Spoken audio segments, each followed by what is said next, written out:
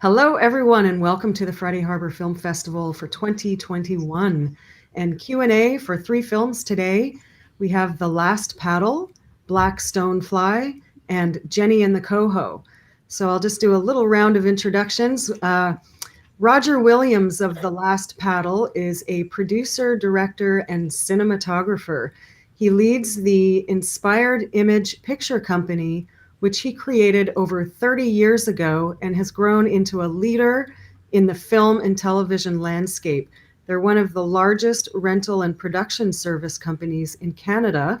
Roger has worked for some of the world's most respected broadcasters and studios around the world, creating award-winning results.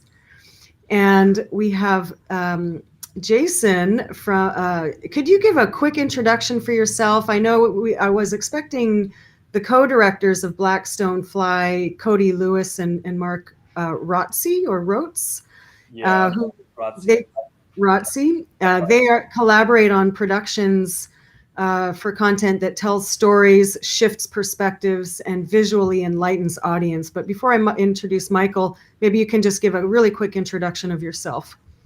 Yeah, so I've been collaborating with Cody and Mark for many years. I have my own production company, Hard Row Productions. Each of us have our own companies, and we've sort of formed more or less a collective. Uh, and together we put out the Black Stonefly. Thank you so much, Jason. And we have Michael Noonan. Welcome, Michael. He's a retired professor of biology.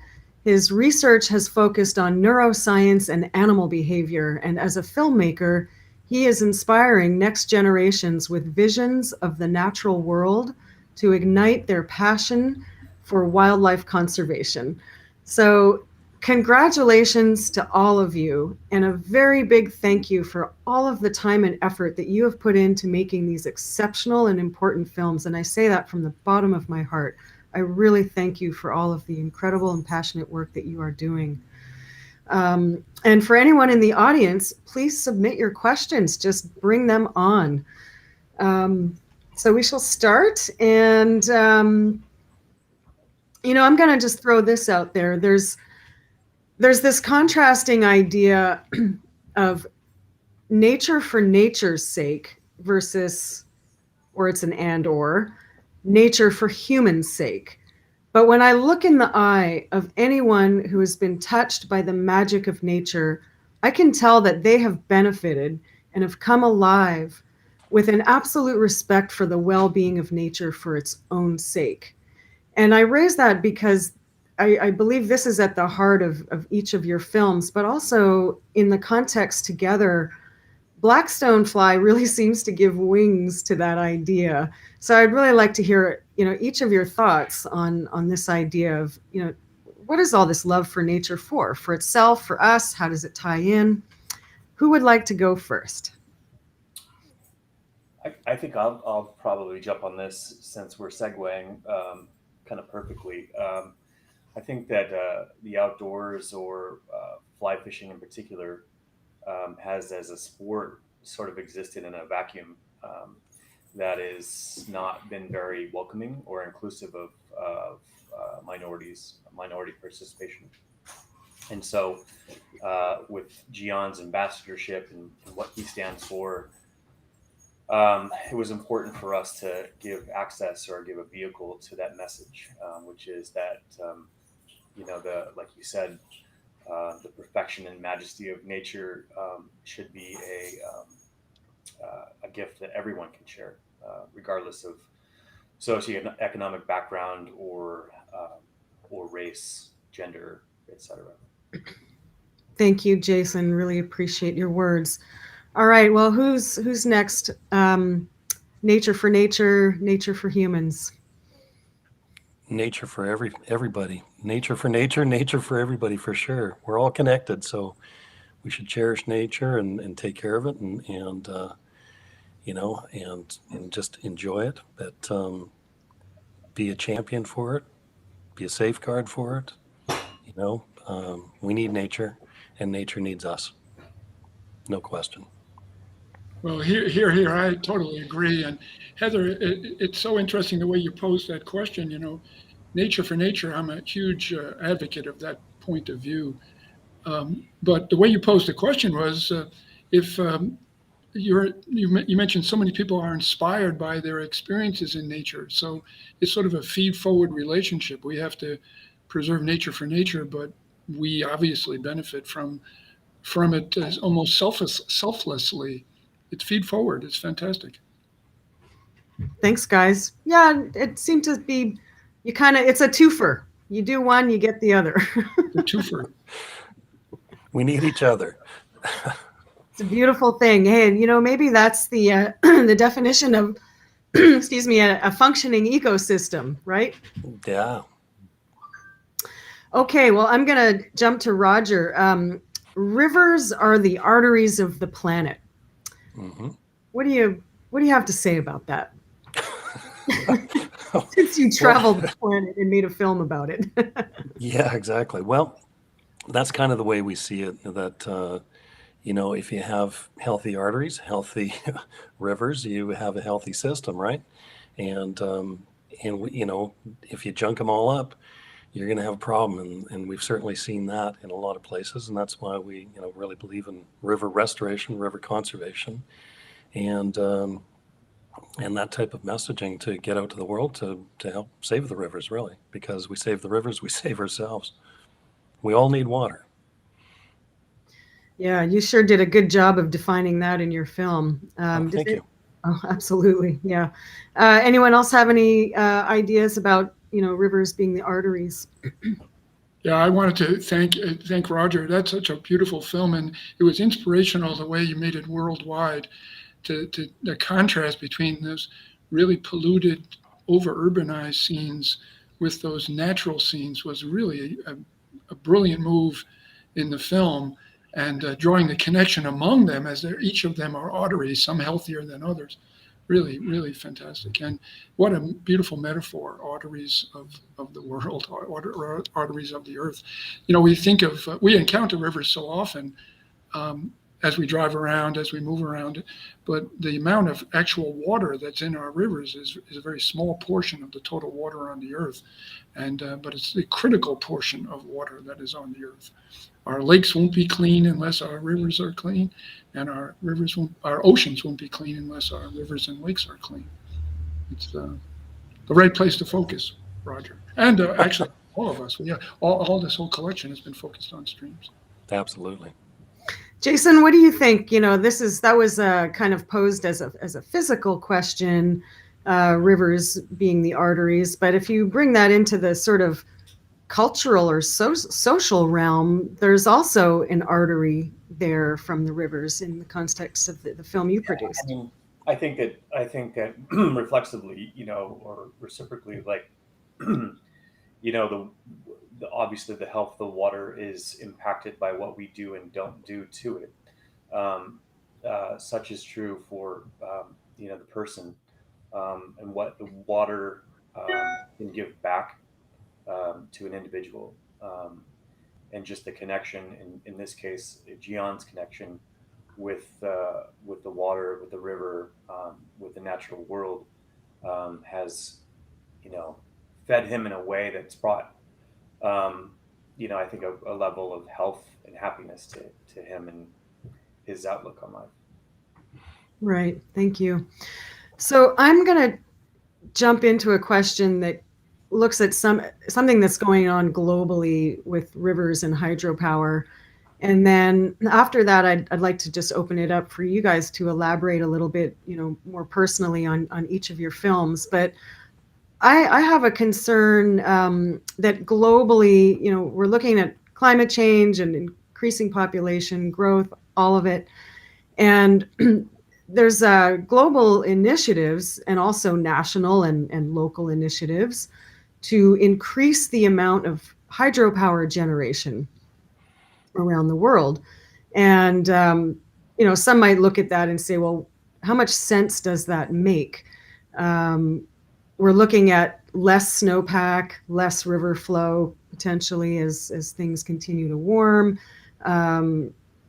it becomes more difficult to plan and site where hydropower generation goes, because how many hundreds of years will it take before the river starts changing?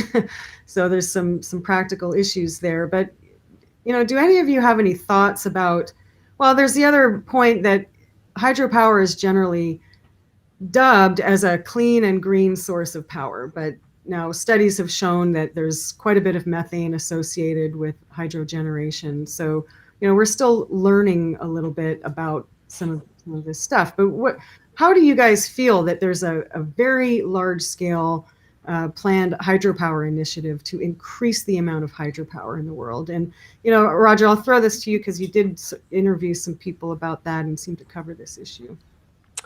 Yeah, and I'm, actually there, one of the interviews we did in Australia, the engineer, the gentleman was talking about, the legal life of these things. If they're kind of there forever, but should they be there forever? It's like saying, here's your airplane, never check it again, right? And so same thing could be for dams and hydropower and all the rest of it. Are they doing the job that we wanted them to do? And when do we come back and check them and make sure that they're okay or not okay? And where's the next alternative? Because of, with solar and wind and other things, do we need to do this with water and essentially block, the arteries and block the fish and all the rest of that sort of thing? So I think we need to look at it a little differently. And I think, we have to task our engineers actually to come up with maybe some better solutions than what we're currently doing with hydropower. I'm not convinced that's the road we should be going down. And we have seen dams come down now. I know in Washington State it was the Alwa a couple of years ago. There's a couple of other ones that are coming down. So, maybe they've served their useful purpose, I guess, and now they're being taken down and rivers rehabilitated, just like the Milltown Dam in Montana. So yeah, I'm kind of not really there on hydropower. I think there's other alternatives we can look towards and should be looking towards. Do you have any ideas about how? Sorry. Go ahead, Michael. Yep. I'm of the mindset. I think Roger said something very insightful when he said we should task our engineers. I think what's needed is a new generation of thinking about hydropower, just like there are a new generation thinking about wind and solar and even nuclear. We probably can. One can start to envision storing water during surplus times, like wet winters, but not necessarily behind dams, or at least impenetrable dams, the way we have done in the 20th century. The dams do have an awful cost in terms of the health of the rivers and the fish in them. But that doesn't mean that we can't be smarter, and there might be ways in the future in which this can be addressed. And interesting, that's a very important local issue here in the San Juan County, where the Friday Harbor Film Festival is. And in the creek where I did my film, there is in fact a hydroelectric plant, a very small one that is associated only with one tourist resort, and it dates back over many decades, and it's very questionable about its efficiency, about its usefulness, and Roger, you said it right. We should be rethinking them, and maybe the time for that one is over. But that doesn't mean that there isn't a surplus in that creek during certain months, and that doesn't mean, Roger, you said maybe the engineers can do a better job. We're in the 21st century now. We probably should be phasing out those 19th and 20th century dams. Mm-hmm. Right. Jason, do you know much about hydropower and so on? Well, I mean, no, but I would say that, from my limited knowledge, there does seem to be a sort of a stagnancy in the technology. And I think I concur with the other doctors that, we probably could be a little more ingenious and creative in our how we're using water, if we're using water at all. Right. What do you think Gian might have to say about this? Have you sense that, you know, with his newfound connection with rivers, has he become more interested in you know, learning about some of the deeper aspects behind how they're managed and used? You know, I wish he were here to address that. I do know that he has, you know, taken a very passionate and outspoken position on the health of rivers and steelhead. You know, not only what we pull from the river or what a fisherman, you know, is targeting from a river, but the river itself, because it goes hand in hand. So, you know, he has helped Patagonia in their efforts to bring, you know, better awareness, greater awareness to, you know, to river health. Yeah. Great. So yeah, he does have a very strong position on it. I don't know if it isn't goes, you know, towards dams and usefulness or the technology of those, but yeah. Well, it's just wonderful to see him choosing his own direction and building a path that works for him. And I'm certain it will lead him to a much higher level of awareness. It's hard not to. I think you approach his story a little differently. Like, you know, he is very much in touch or has a very, there's connective tissue to the outdoors and nature and stuff like, but he has his origin story is a little bit more, I mean, he's more rooted in that direction. And so, yeah, again, I wish he were here to speak to that. Yeah, well, I think we're getting a sense of him through you today, so we'll do our best, and we're doing okay. So let's see here. I've got a question for all of you. What does it say? And I probably came up with this question watching your film, Roger, but definitely with Jenny's work as well. What does it say that a citizen often becomes the reason that a destroyed place gets fixed? It's inspiring, but does this mean that no one is in charge of these important roles? I mean, consider all of the places that are degraded that we don't even know about and wouldn't get fixed if some person didn't come along and, you know. You know, and it can be one person. And I think that's great that, you know, one person can say, hang on a second, what are we doing over here? Let's look at this problem, and maybe there's a way to start fixing it. And then you get a little more momentum, and all of a sudden, you know, maybe a little publicity or a little funding, and again, things can change.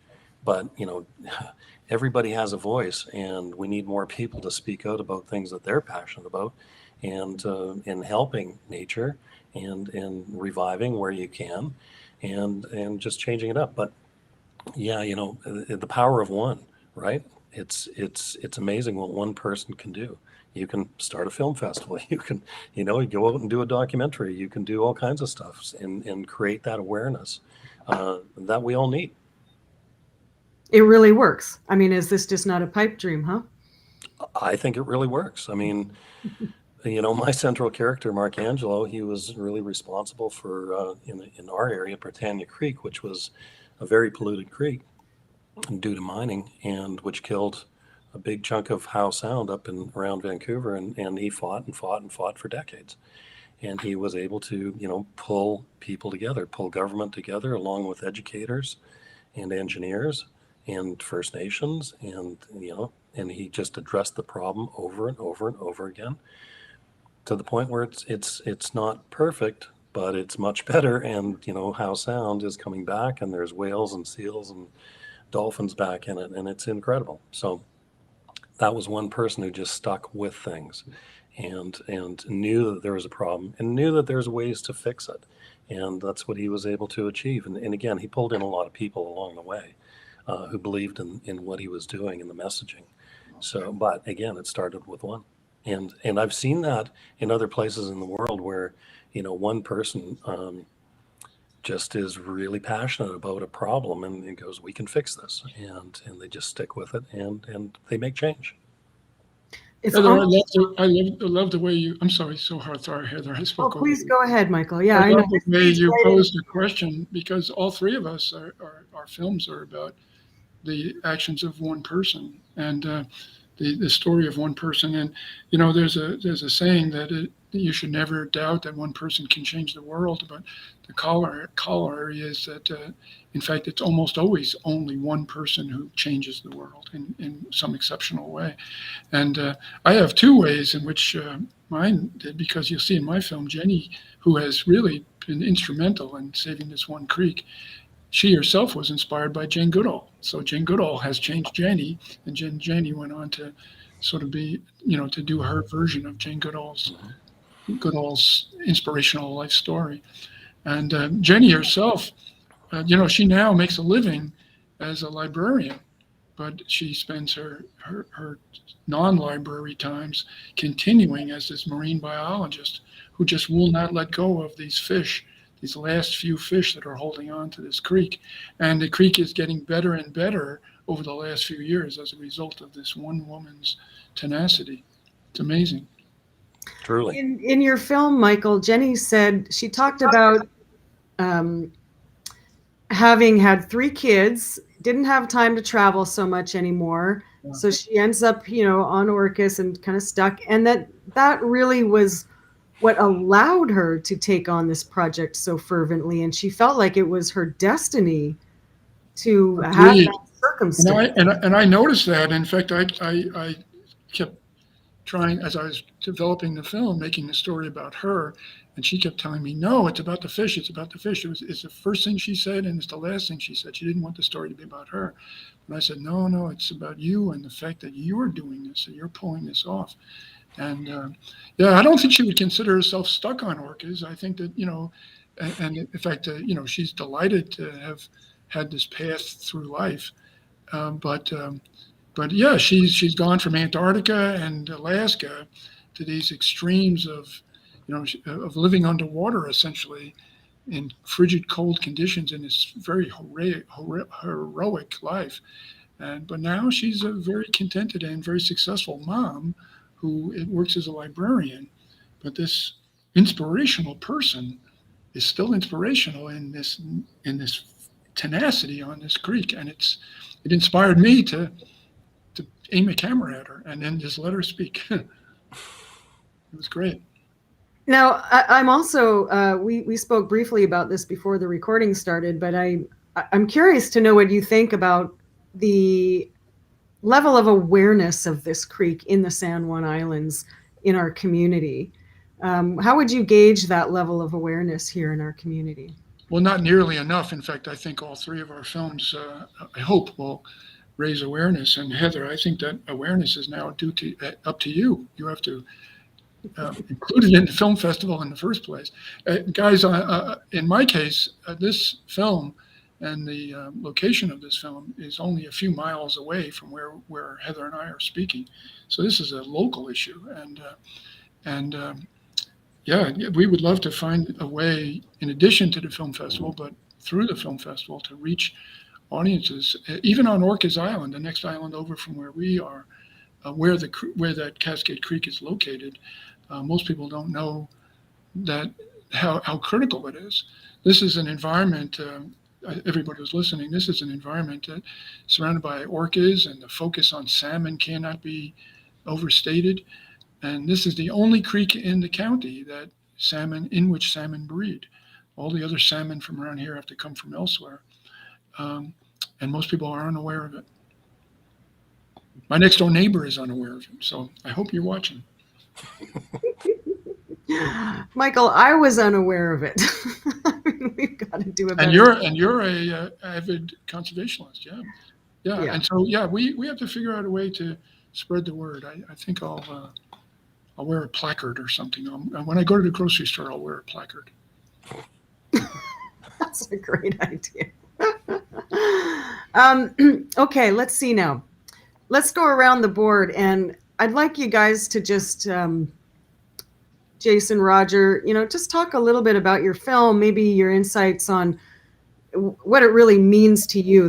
What would you like the audience to know about the film that you made, whether it's your own personal quest or just the subject matter of the film, but anything that you'd really like to relay to the public at large. Do you want me to start?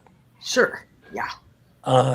It was interesting because I actually had another film at Friday Harbor Film Festival a couple years ago called River Blue. And Mark Angelo was in that film with me as well. And when we started that film, I actually wanted to shoot two films, and that's what we did. So we shot River Blue, which is about the fashion industry and what it's doing to the waterways of the world, and pretty negative. But I also wanted to do this more positive look at river conservation and river restoration with Mark. And so that's why we spoke to these river keepers around the world, and got a sense of what they were up to and what they're doing. And again, we saw some pretty damaged rivers, but again, there's hope, and there's ways to help out. And I guess that's the biggest thing, is that we wanted to provide a little bit of positivity and show that things can be done if you want to put your mind to it, and the willingness to actually help make change. And so last paddle is it really our last paddle? It shouldn't be. We should continue on. And Mark's kind of at the end of his career, but we wanted to engage younger generations who will be seeing this film, and somebody will come out of that and go, you're right, we need to carry on this really important work, and look at our own local streams, just like with Michael's film, and look at these tributaries or whatever, and go, let's do a little river cleanup. Let's do take a day off and go out and pull a garbage can out of a river or whatever else. Let's start with something. And again, it usually starts with one. So we just wanted to be an inspirational film, and that's what I think we achieved. I would second that. I think you sure did. Okay. Well, Jason, what do you think for yourself? Where are you trying to bring to people? Well, I think that the message is really that the outdoors and rivers in particular are for everyone. But I think to speak to sort of this symposium and what we're kind of really, the drum that we're beating here is that it's, it is for everyone, but everyone needs to participate in keeping them clean and healthy. So it's a responsibility that is shared, just as obviously it should be shared, the outdoors and using the river and getting from the river is just as important as what we're putting back. Who has some ideas on what we can do? What would be some innovative things to explore to take the momentum of all of this work? That one thing that really occurs to me is that individuals and groups are putting forth a really concerted effort to fix a lot of stuff and to learn and educate, as you all are doing. How can we maximize and put to use all of this work so that it doesn't end up on a shelf or just kind of, we give it a quick nod and then move on? How can we get our politicians, get it really manifested into our politics and into our planning the most effectively that we can? What do we need to do that? What do you think? Go, Roger. Oh, Go, Roger. Back to me again, eh? Yeah. I guess, excuse me, just getting involved, right? I mean, just, if you like the values of what a river and what waterways do, and you like fishing, or you like, just being in nature, there are stream keeper and river keeper organizations around the world. There's, find a local branch, get involved and find other like-minded people, and then, and maybe there's a small group, and then from that you can write your letters to your politicians about how you see doing better for this particular waterway. Again, it's we just have to get involved. We have to just be a part of it if we're going to save it. And, you know, that's kind of why I did Last Paddle. I wanted to get involved. I wanted to do a documentary about waterways, and same thing with River Blue. Is I wanted to do these environmental kind of documentaries because I'm kind of at the end of my career, not at the beginning. So, you know, I wanted to do something positive, and just show that, you know, if we jump in, we can actually help make a change. Great. And I agree with Roger again. Join the local groups that are already doing the work, and if there isn't one, start one. yeah, But the next step, Roger hinted at it, is write to your politicians, and eventually it should be legislated. Legislated environmental protections have started to work in many places in the world, and in my little case, in this little creek, it's a question of water rights. And it will just take new legislation to put fish a little higher in priority in terms of the water rights. Right now, land rights and water rights are so human focused. Nature is almost an afterthought. But this new generation of citizens, especially inspired by films like Roger's and Jason's, will convince the new generation of politicians to put nature into higher and higher into the mix. This is in my case, it's a very simple thing. Roger, you guys, you spoke about, you know, global issues of pollution and big scale issues. And my little creek in this case that's not an issue. It's just water rights. Allow enough flow that is now being diverted to keep the fish alive. That everybody's going to want to do that. We just have to legislate it, and then it will get done. Write to your politicians. What Roger said. it's a start. Better, basically, at the very base of it all, something is better than nothing. Absolutely. You know, an ounce of effort, you know, can go a long, long ways. Right. Okay, now, before I launch into fun stories that you might want to share in the making of your films, I am going to ask, does anyone have any thoughts about the Snake River dams in eastern Washington and the salmon that are on the verge of extinction there? Have you followed that at all, Roger? Michael might know of it. Jason might. I've heard of it. I haven't. I don't know a lot about it. But again, there's a situation where if we can remove the dams, then the fish habitat should come back, and I think that's completely doable. But it needs to be acted on pretty quickly, I believe. Right. Michael, are you? Well, same answer. The old style dams should be replaced. They should be either removed or replaced with, you know, more inspired engineering solutions to serve, if possible, like hydropower, but not destroy the river as a result. And, you know, think about the straightening out of the water going into the Everglades and then now recurving them again. Lessons from the 1930s were learned, and the Everglades are being restored. Same thing with the Snake River Dam. It doesn't have to be, the dam has to come down entirely and then that's the end of the story. People will be much more interested in supporting it if somehow a newer generation of fresh ideas where people can benefit from the river but also preserve the river. Mm-hmm. Jason, have you heard about the Snake River dams? Yeah, I mean, I would, again, I concur. It just we need better solutions, better technology, fresh thinking, you know. Right. Yeah, we saw a fair amount of that in Roger's film Last Paddle. In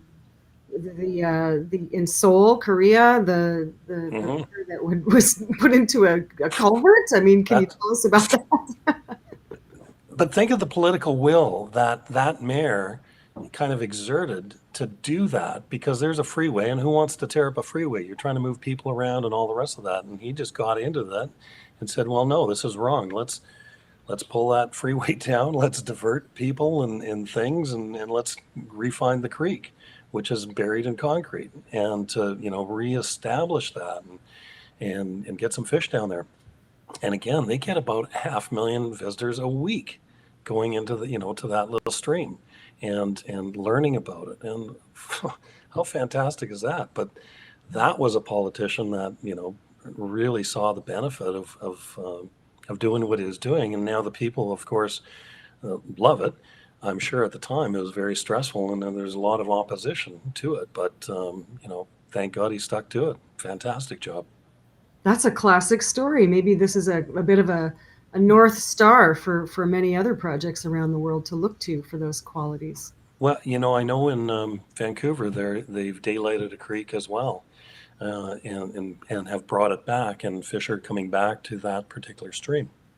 So again, better engineering, better solutions, better thinking it through, and figuring out what possibilities exist or that we could work towards, and just going out and doing it, and it can be done. I really think that there's the key thing here is that prior to doing it, every excuse in the book gets thrown out. It's thrown For on. sure. Too expensive, too this, too, no political will, no blah, blah, blah. But again, start with one and get a group and then keep pushing. And yeah, change will happen. And then after it's done, everyone acts like there was never a reason not to do it. Absolutely. Everyone's on board then. Why did it take so long? We should have done this a long time ago. That's that always happens, right? And I'm also sort of drawing some parallels here with Gian. It almost sounds a little bit like his life was. Yeah, I mean, the power of one, or the power of the individual, or that, whatever connected body, that whatever it is, he was the one that was able to find his religion, if you will, or his church in nature, and yeah, he was able to transform himself. Yeah. Right. Wow, I'm feeling inspired when you bring lots of good minds together. Good stuff happens. Well, let's hear about what it was like to actually make your films for you guys personally. Either some of the hardships or any kind of funny stories you might want to share. Just sort of the visceral sense of it. Michael, do you want to go? Sure. I'm sure that this will be true for all three of us. Equipment challenges when you're working around in near water, especially when you're trying to get underwater. But I'll bet you there isn't one of us who hasn't crashed a drone. I certainly did. Trying to fly a drone, rivers do not go straight, and tree and overhanging limbs and so on. So yeah, we have a skeleton of a drone to show off, and it wasn't an inexpensive one. It was a pricey one. But the exciting part for me, all of it. First off, working with Jenny DeGroot was amazing, and when we did put cameras underwater to see the coho that she was so excited about, we didn't find coho initially. We found Chinook salmon, and salmon are salmon in some people's mind, but for a salmon biologist like Jenny, she's jumping around because to find Chinook, it's even more significant as a species in this Salish Sea, and they don't breed in the creek. And so here there were juvenile Chinook that had gone out to the ocean, and apparently were taking a break and coming back into this freshwater creek as juveniles, something that is most biologists weren't even aware that they did. I was a biology animal behavior professor, and I didn't know they did that. Where did Chinook come from? And all of a sudden now we realize this creek is significant in a new way that we partially did. We had hints of, they had hints of, but now confirmed through the filming of making this film. It was really great. Wow, that's a fantastic story. Thank you, Mike. It was great. Wonderful. Okay, who wants to share the experience of their filmmaking next? Jason, where did you shoot, and what was? Yeah, we shot a couple of different rivers in the OP, mostly on the Winoochee, and we shot a lot of content the day before in Tacoma. Gian is he's a semi-pro pitmaster or barbecue guy, and so we got a lot of content of him smoking there was a pork shoulder, and he didn't quite get it done. Well, he got it done, but he ended up taking a lot of it out to the river with us and cooked it riverside. Um, so that was a real treat, you know, to break for lunch and have that meal on the river, on set, as it were.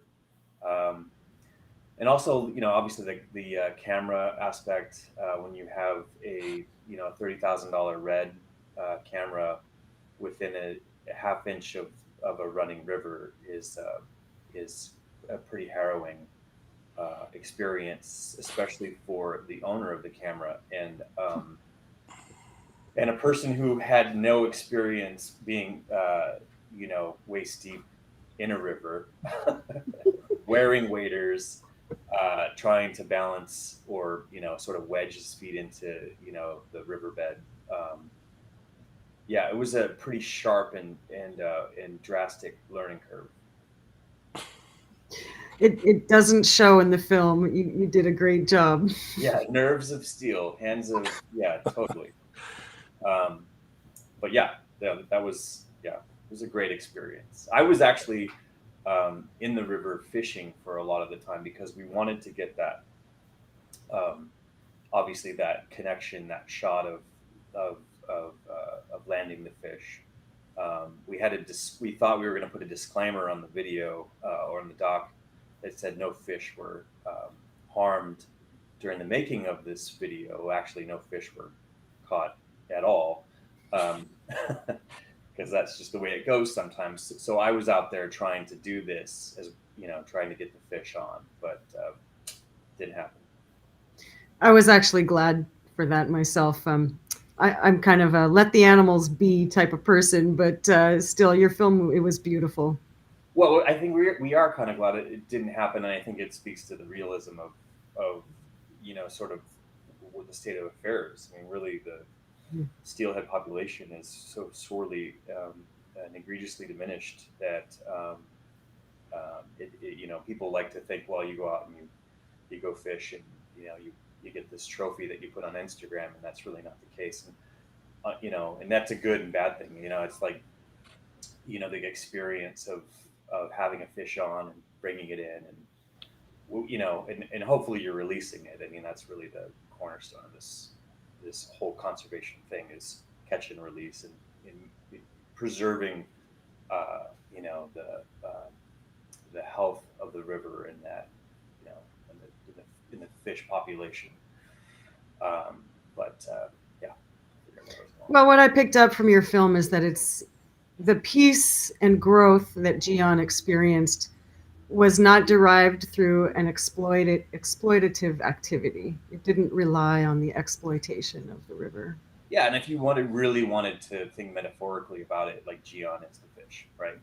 I mean, he's what he's been after, right? He found, you know, he found himself. He found his peace, you know, in the river, in the water. All right. Thank you so much for that insight, Jason. Let's move on to Roger. I know he's got some stories from filming.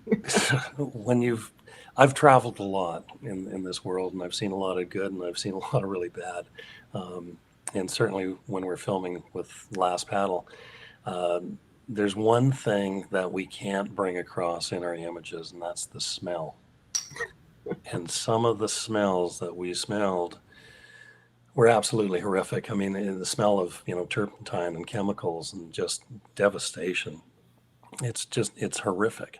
And to see people living beside these streams and using the water when it's pretty much biologically dead is also pretty devastating to see. And you know, with the other guys talking about cameras, I mean, we certainly had our camera challenges. And when you're traveling with, again, a couple of reds and in the water and all the rest of that, yeah, it's a lot of fun. And things happen for sure. I actually had I was filming on a river, and the filter that I had inside, it got bumped and it fell into this stream. And I looked at it and went, I don't think I even want to fish that out, because it's going to be devastating. And this little kid stuck his arm into this mucky river, pulled it back out, and the whole thing was etched. So it was destroyed in 30 seconds because of the acids and stuff that were in that particular river. But I will tell you a little funny story too. Mark and I were filming by the Taj Mahal in India on the Yamuna River, and we're kind of on the backside of the Taj Mahal. And we're filming, and something happened. There was a backfire of a car or something, a loud bang, and about 30 water buffalo ran by us, around us. And, Mark had been kind of sitting on a bit of a rock, and he jumped up, and there's literally 30 water buffalo running all around us. And I thought we were all going to get trampled, but, it made for a good laugh afterwards.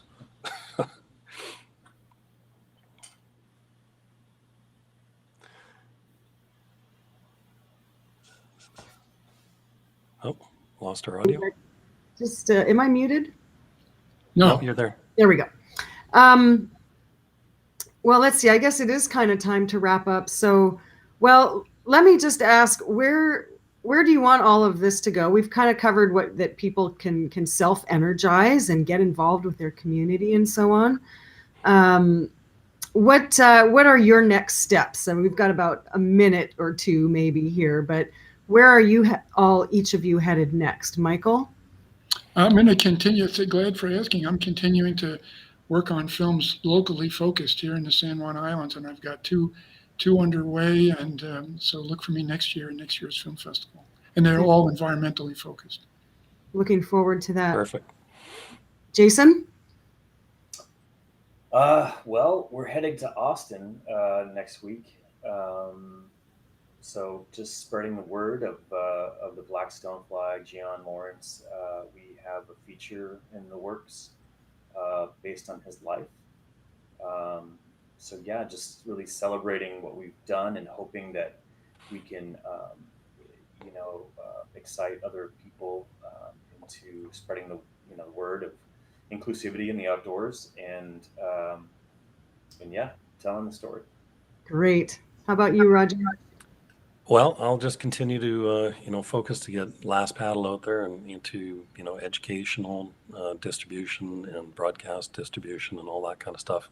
And I do actually have another film that I'm doing some research on. Again, it's actually another global film to do with rivers, and it's interesting, but I can't delve too much into it just yet. But because I'm still just doing the research and just the starting phase, but. Yeah, hopefully in a couple of years, I'll have another film down at Friday Harbor. Oh, well, I'm really looking forward to that. I am really thankful and inspired by what you each have done individually. And I just want you to keep on doing it.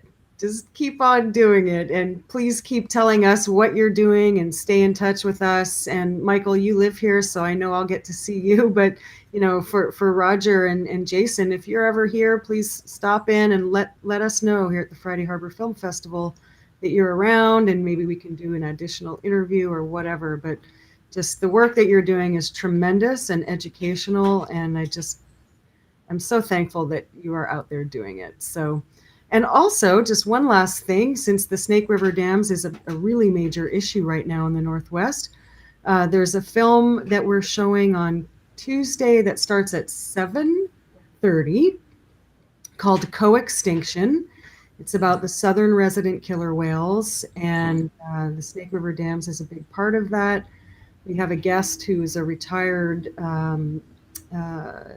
civil engineer from the Army Corps will be joining us, and we'd love to have you in the audience asking questions, asking intelligent questions or any kind of questions that might elevate the conversation. So Tuesday evening, and the Q&A starts at 9:15, so we hope that you might join in. But thank you so much for your time today. I'm awestruck by the work that you guys have each done. So Thanks. thank you. Congrats, guys. Yeah. Thank you very much, and all the best to Friday Harbor Film Festival. It's a great one. Thank you all. Pleasure talking to all three of you. Yeah. Thanks again, everybody. We'll see you soon.